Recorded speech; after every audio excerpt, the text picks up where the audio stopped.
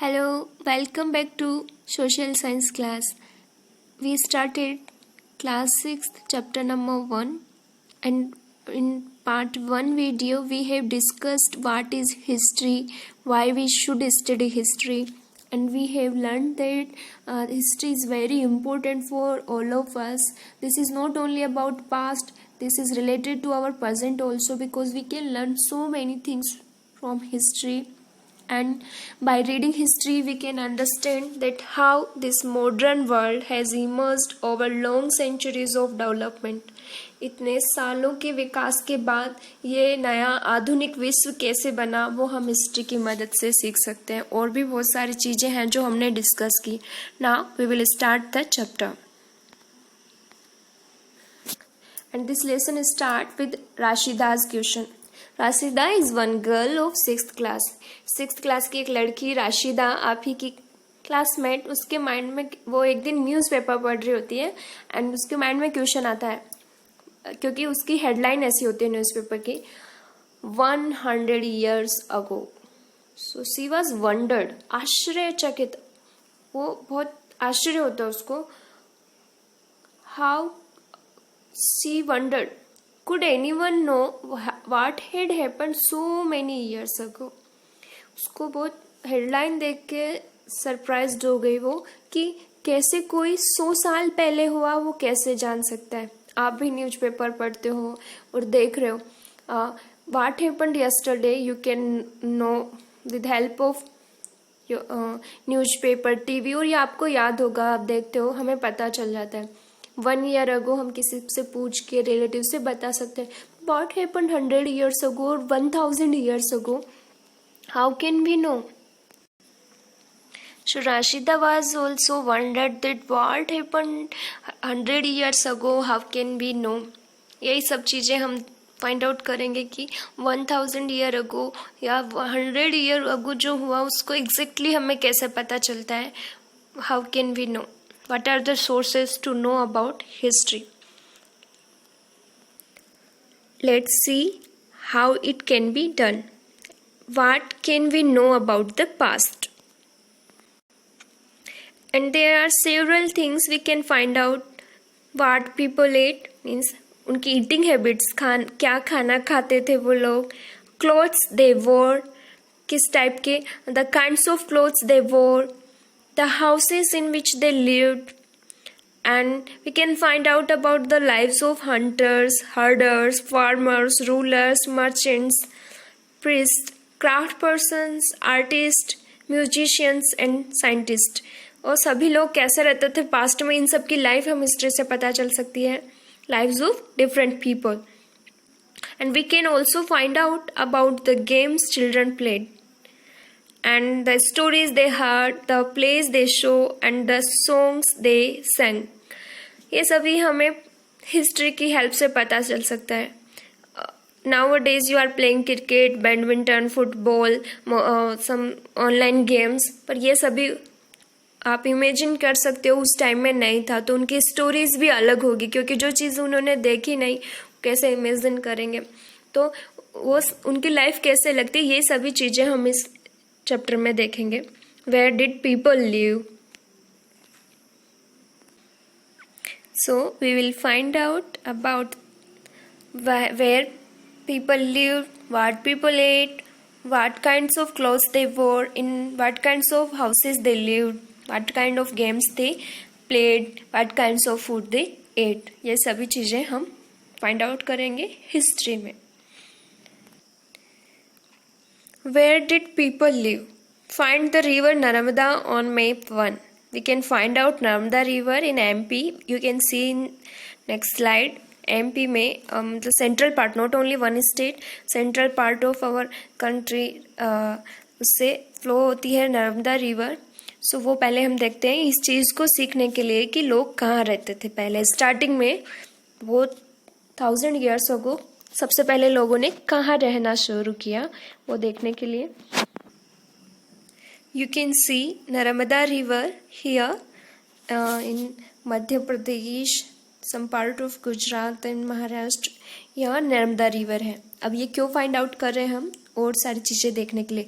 People have lived along the banks of this river for several hundred thousand years.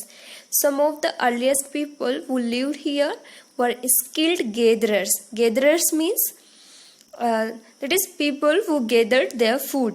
एक ऐसा वो लोग जो अपना खाना इकट्ठा करके खाते हैं, कलेक्ट करते हैं कहीं से फ्रूट्स, कुछ भी चीज़ें, roots, and from their surroundings, because they know the vast wealth of the plants in the surroundings forest, and collected roots, fruits and other forest produce for their food. They also hunted animals. So the people who lived near this bank of river Ganga, they were hunters, शिकारी, शिकार करते थे. Hunters और गेदरर्स थे जो अपना food collect करते थे नर्मदा रिवर के आसपास जो लोग रहते थे. Now you can see the Suleiman and Kirthar hills here, जो पाकिस्तान के पार्ट है, but we know that Pakistan was also part of India only before 1947, after partition of our country in 1947. So ये हम इसको इंडिया ही मान के चलेंगे. उससे पहले 1947 से पहले की बात कर रहे हैं हम. So you can see Suleiman and Kirthar hills. These are some of the areas where women and men first began to grow crops such as wheat and barley about 8,000 years ago are located here. ये जो जगह है Suleman and Kirthar, यहाँ 8,000 साल पहले सबसे पहले लोगों ने ज्वार, बाजरा, गेहूँ और ज्वार का प्रोडक्शन स्टार्ट किया था, उनको उगाना, ऐसी सभी फसलों को उगाना शुरू किया था यहाँ से. और वो बात कर रहे हैं हम 8,000 years ago.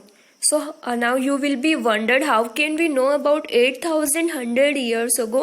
So with help of manuscripts and inscriptions we can know these things, और some evidence, साक्ष्य, जो remaining things रह गई है उस समय की, वो क्या होते हैं हम नेक्स्ट स्लाइड में देखेंगे. पर हम देख रहे हैं सुलेमान और किरथर हिल्स जो नॉर्थ वेस्ट में है, वहाँ पर सबसे पहले 8,000 years ago people started growing crops such as barley and wheat about 8,000 years ago. People also began rearing animals like sheep, goat and cattle and lived in villages. So यहाँ पे जो लोग रहते थे वो गाँव में रहते थे और पालतू जानवर जैसे कि sheep, goat, बकरी, भेड़, बकरी को पालना शुरू किया था इन लोगों ने सबसे पहले. Now we talked about rice, wheat and barley. So the place where rice was first grown are to the north of the Vindhyas. Vindhyachal, Vindhya पर्वत के आसपास के एरियाज में फर्स्ट टाइम राइस का कल्टीवेशन स्टार्ट हुआ था इंडिया में.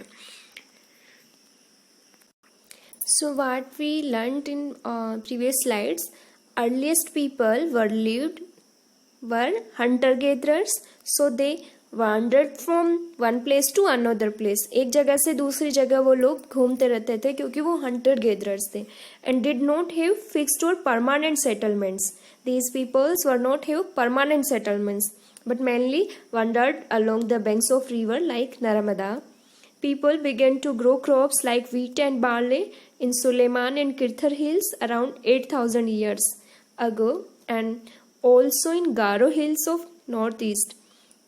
Then they started cattle rearing to get meat, wool and skin. ये सभी लेने के लिए उन्होंने जानवरों को पालना शुरू किया. ये सभी चीज़ें हमने पिछली साइड में देखी. And rice was first grown in north west of Vindhyachal पर्वत के नॉर्थ वेस्ट में सबसे पहले राइस का कल्टीवेशन स्टार्ट किया हमारे एंसेस्टर्स ने. Around 5,000 years ago, some of the earliest cities flourished along the banks of river Indus and its tributaries. For example, this was Indus Valley civilization. Sindhu नागरिक सभ्यता कन्नड़ದಲ್ಲಿ सिंधु नगर सभ्यता का जो विकास हुआ 5,000 years ago, वो सब इन रिवर्स के आसपास ही हुआ था, जो कि इंडस रिवर.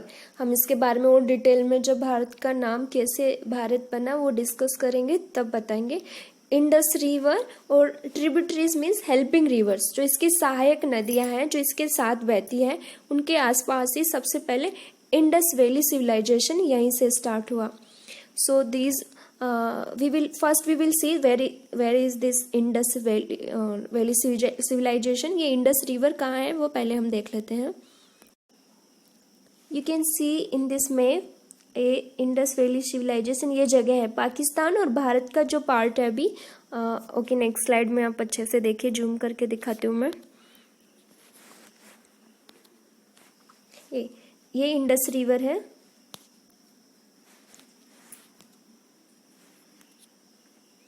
इंडस रिवर ये मेन रिवर है और इसकी सहायक नदियाँ सतलज, रावी, व्यास, चिनाब. तो इसी को पंजाब भी हम कहते हैं. Punjab means the group of 5 reverse, 5 नदियों का समूह है. सो ये हाफ पंजाब अभी इंडिया में है, हाफ पाकिस्तान में है. सो ये यहीं पे सिंधु नागरिक सभ्यता का सबसे पहले विकास हुआ था.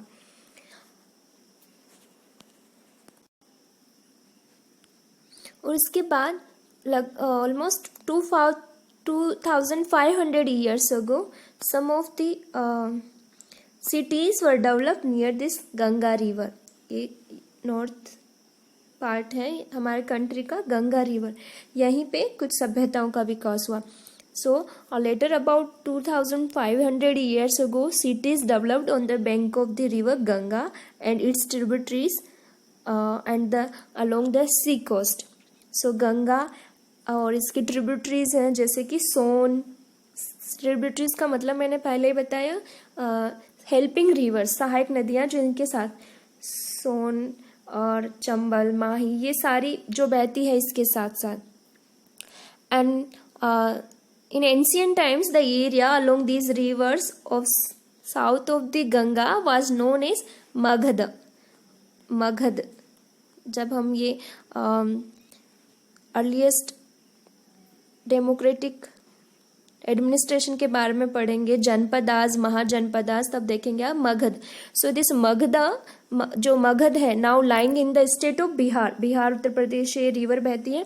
सो ये मगध और बिहार, ये मगध भी डेवलप हुआ इसी नदी के किनारे के साथ साथ.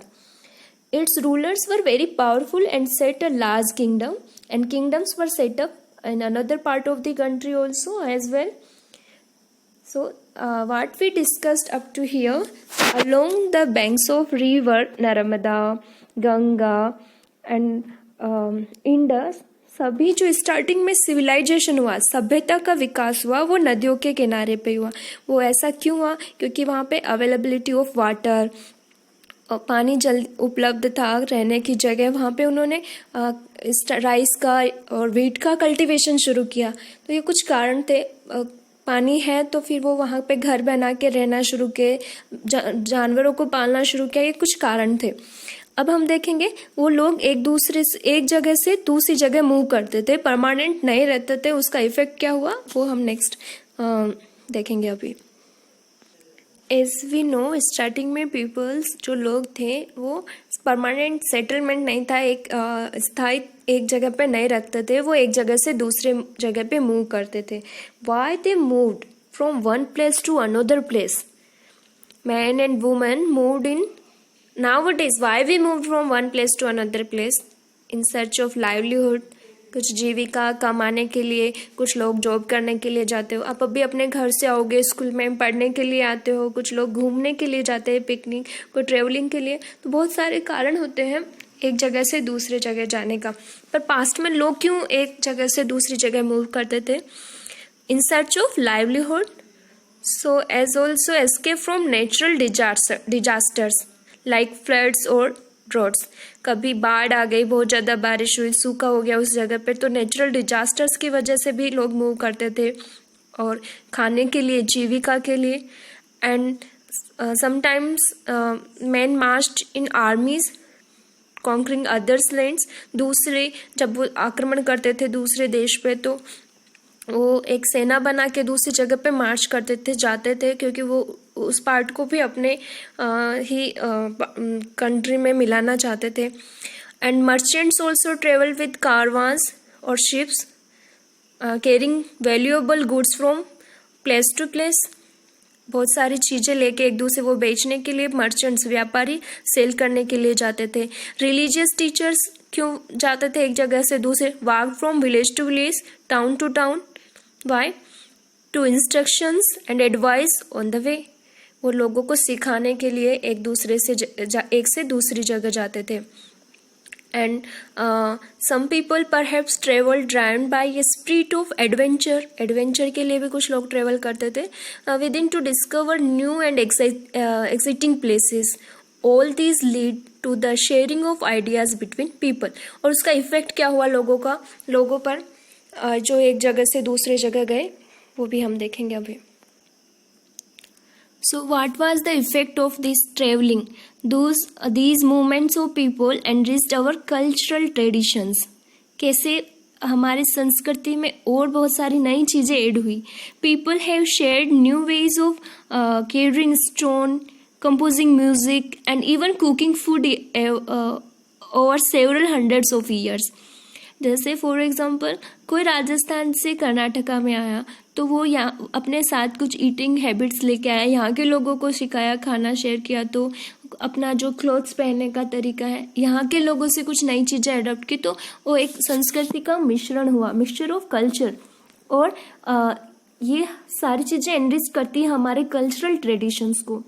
सो ट्रेवलिंग का इफेक्ट ये हुआ कि लोग एक दूसरे की आदतें सीखने लग गए।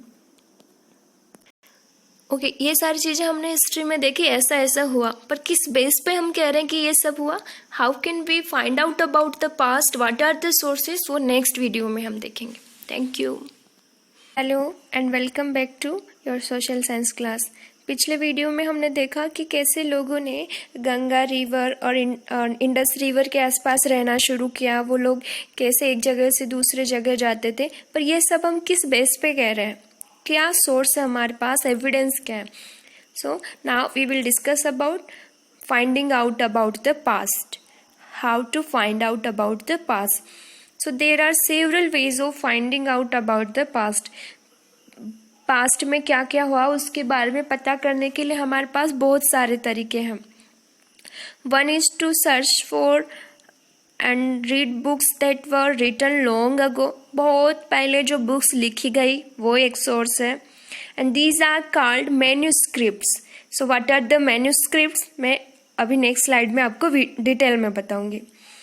सो एंड देर आर आर्कियोलॉजिस्ट। कौन होता है archaeologist? A person that study the remains of buildings, paintings, sculptures, weapons, sports, इन सब की जो रिमेनिंग थिंग्स है पास्ट की बची हुई चीज़ों का, अवशेषों का जो अध्ययन करने वाला व्यक्ति है उसे हम कहते हैं आर्कियोलॉजिस्ट। सो हिस्ट्री में दो पर्सन है, आर्कियोलॉजिस्ट एंड हिस्टोरियन। हिस्टोरियन जो इन्फॉर्मेशन उसको प्रोवाइड कराई गई है उसके बेस पे हिस्ट्री की बुक्स लिखता है, उसकी स्टडी करता है। Archaeologist they study the remains of buildings, paintings, pots, weapons, etc. And they also explore and excavate. Excavate means dig under the surface of the earth. पृथ्वी की सतह के अंदर खुदाई करके कुछ पुरानी चीज़ों के बारे में वो पता करते हैं। To find tools, weapons, pots, pens, ornaments and coins etcetera.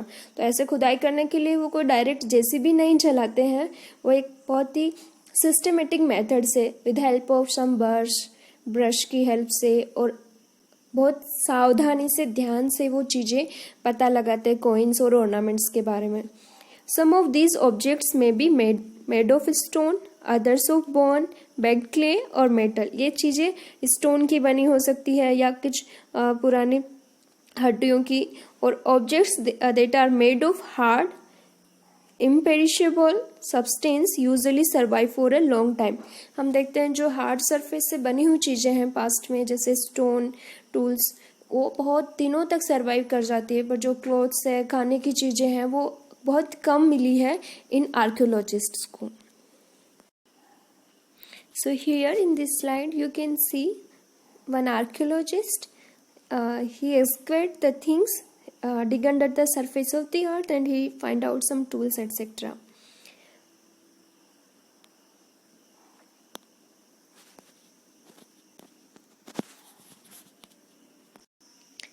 And historians, they study the past with help of some sources and they provide information, and this information they found from archaeology, the archaeologist, and inscriptions and from manuscripts और history की जो books है उनकी help से. Here you can see one manuscript. What is manuscript? Now we will see in detail. These manuscripts mostly written by hand, because उस time पे printing presses नहीं होते थे, मशीन नहीं होती थी, ये बुक्स हाथ से लिखी गई है. पेपर का इन्वेंशन नहीं हुआ था, कागज का, तो ये पाम लीव्स पे, इन पे सभी पे लिखी गई है. So manuscripts, these are called manuscripts because they were written by hand. Because this comes from Latin word menu. Menu का meaning होता है hand, जो हाथ से लिखी गई है. These were usually written on palm leaf, on or the specially prepared bark of tree known as brick. These were grows in Himalayas. So ये हिमालयस में मिलने वाले एक स्पेशल पेड़ की पत्तियों पर लिखे गए हैं. Over the years, many manuscripts were eaten away by insects, some were destroyed, but some have survived. Often preserved in temples and monasteries. जो बौद्ध मठ है और मंदिर है उनमें ये हमें अभी भी मिलते हैं. बहुत सारे ये जो बुक्स हैं, मैन्युस्क्रिप्ट्स हैं, उनको कीड़े खा गए हैं. और इन बुक्स में हमें बहुत सारे मेडिसिन, साइंस, राजा के बारे में, पोइम्स, सभी चीज़ों के बारे में मिलता है. Many of these were written in Sanskrit and some others written in Prakrit. That language was used by ordinary people, and Tamil also. So we have seen about manuscripts. फिर से एक बार रिवाइज करते हैं. मैन्युस्क्रिप्ट्स क्या है? Manuscripts are the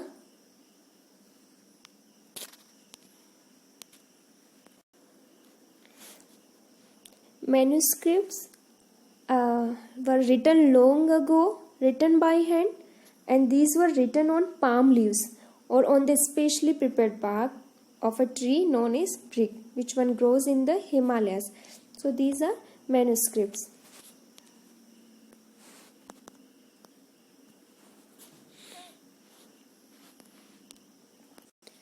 Now we will see about inscriptions. So these inscriptions were mostly are written on the relatively hard surface. Inscriptions are written on hard surface and such as stone or metal. Stone और metal पर लिखे गए हैं inscriptions.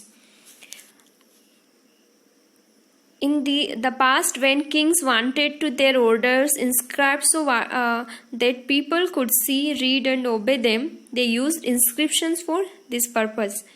So inscriptions are written on hard surface like metal or stone.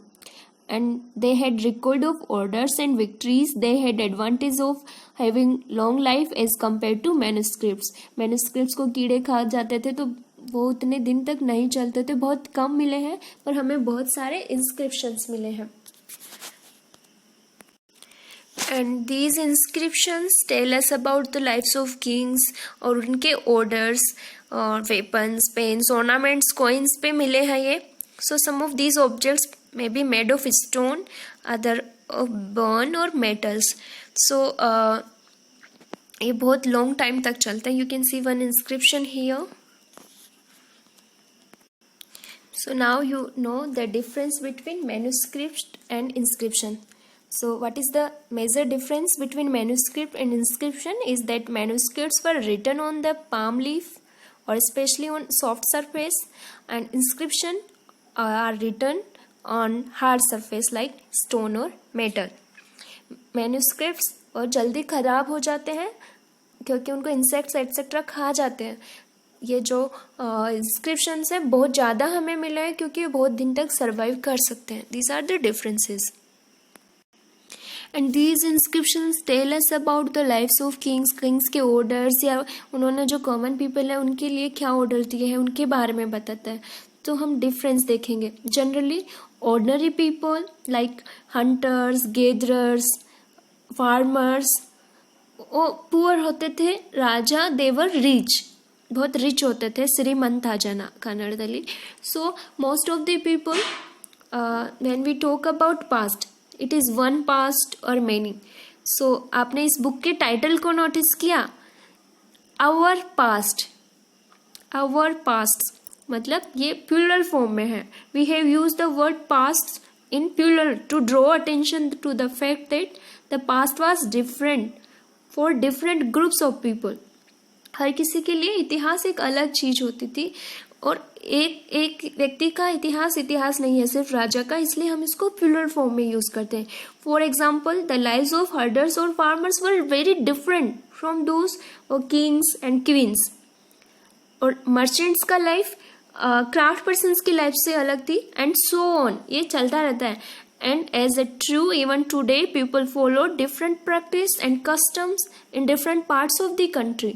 So we use the plural form of the past, not past. एक व्यक्ति का इतिहास नहीं है, सबका अलग अलग डिफरेंट पास्ट है, डिफरेंट तरीके से हम स्टडी करते हैं.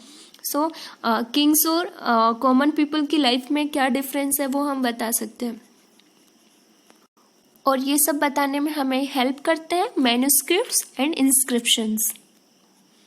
ओके, अब नेक्स्ट टॉपिक पे आते हैं. अगर आप ध्यान से पूरा वीडियो सुन रहे हैं तो ना कमेंट करके बताइए जो इंडिया हमारा देश है उसके लिए क्या क्या नाम हम यूज़ करते हैं, क्या क्या नाम आपको पता है वो कमेंट करके बताइए. इंडिया के लिए जो नाम हम यूज़ करते हैं और capital of our country comment में बताइए. जैसे कि हम इंडिया के लिए मोस्टली इंडिया और भारत यूज करते हैं. इंडिया, भारत, हिंदुस्तान, आर्यवर्त. सो ये नाम कैसे स्टार्ट हुआ इंडिया कहना, सो वो हम फाइंड आउट करेंगे. India due to Indus. Indus is one river which is called Sindhu in Sanskrit. Indus और सिंधु रिवर एक ही है, जो अभी हमने देखा था उसमें मैप में. इंडस रिवर का नाम ही सिंधु रिवर है. So the Iranians and the Greeks who came through the north west about 2500 years ago and were familiar with the Indus called it the Indus or the Indus, and the land to the east of the river was called India. जो लोग north west से, Pakistan, Iran, Greek से इधर से आए, वो लोगों ने हमारे कंट्री को कहना शुरू किया इंडस और हिंडस. हिंडस से वर्ड उनके वो यूज़ नहीं करते थे, वो है यूज़ करते थे, तो स वर्ड नहीं था उनके पास. उन्होंने सिंधु को कहा हिंदू, तो सिंधु हिंदू से बना हिंदुस्तान, और इंडस रिवर से हमारे कंट्री का नाम उन लोगों ने कहा इंडिया, भारत. भारत कैसे बना हमारे कंट्री का नाम? So Bharat was used for a group of people who lived in northwest and who were mentioned in the Rigveda. हमें पता है हमारे पास 4 वेद है, ऋग्वेदा, यजुर्वेद, अथर्ववेद एंड सामवेदा. सो ऋग्वेद में लिखा है जो लोग नॉर्थ वेस्ट में रहते थे, the earliest compositions in Sanskrit, these Vedas are and these are dated to about 3500 years ago. उसमें ये भारत एक ऐसे लोगों के ग्रुप के लिए यूज़ किया गया जो नॉर्थ वेस्ट में रहते थे.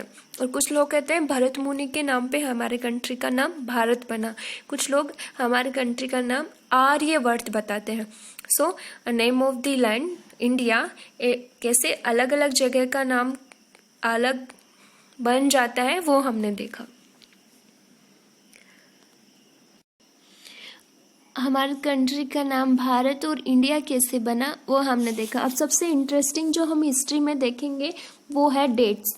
जो हम डेट यूज़ करते हैं वो कैसे यूज़ करते हैं वो हम फाइंड आउट करेंगे.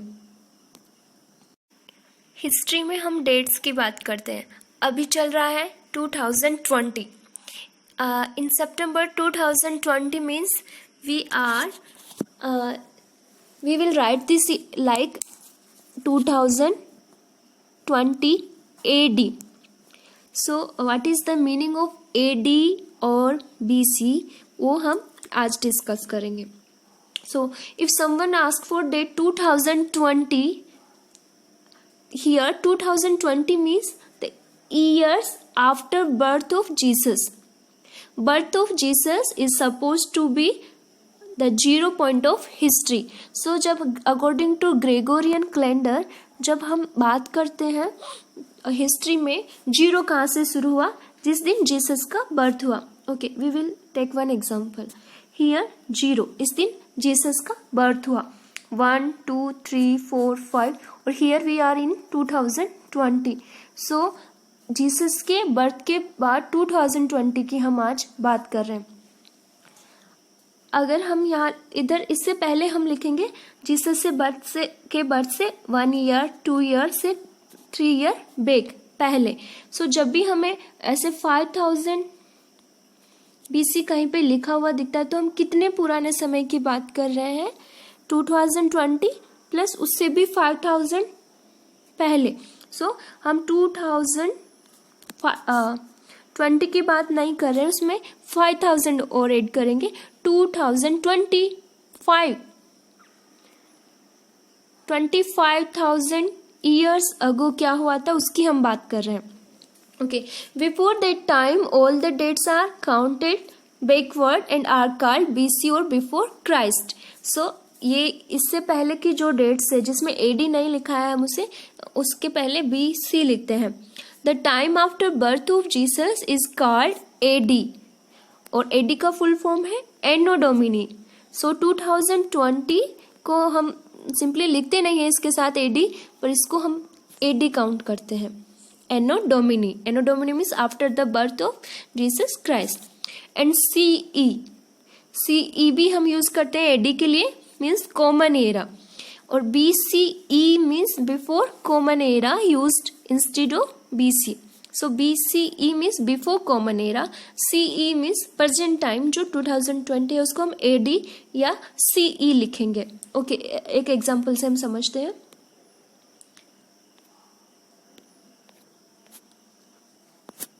Okay, here we start this from Jesus के बर्थ से स्टार्ट हुआ ईयर 1 और अभी हम 2020 में हैं. इससे पहले की जो भी डेट्स हैं उसको हम काउंट करेंगे BCE में, before Christ. So if I will ask which one is new date, अभी आप बताना. दिस इज 2020 लिखा है और ये है 5000 BCE. कौन सी डेट, नया टाइम कौन सा है? 2020. ये तो बहुत पुरानी बात है. ऐसे ही 6000 BCE मतलब जीसस का जन्म हुआ से अभी 6000 पहले की बात है. मीन्स अभी 2020 है तो ये 62,000 ईयर्स पहले की बात हो रही है. 6000 ईयर्स पहले की बात हो रही है. तो I hope you understood what is the meaning of dates. What do dates means? So हमने ये डेट्स काउंट किया है जीसस के बर्थ से, जो अभी जीसस के बर्थ को कितने ईयर्स हो गए हैं? 2020 years. So BCE means we have seen stands for before Christ, and sometimes we have seen AD before dates. This is stands to Latin words. These are some Latin words. Anno Domini, and this meaning of Anno Domini means in the year of the Lord. Sometimes CE also used instead of AD and BCE for instead of BC. So these letters CE means common era and BC means before common era. And sometimes we use the the letter BP. BP means before present.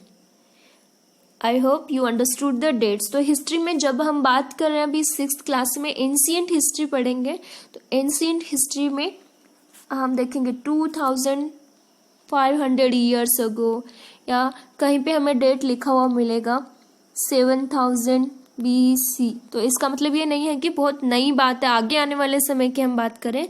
पुराने समय में अभी 2000 चल रहा है तो वो 2000 ये और 7000 वो, 900 ईयर अगो की बात हम कर रहे हैं. कि डेट्स हमने देखी.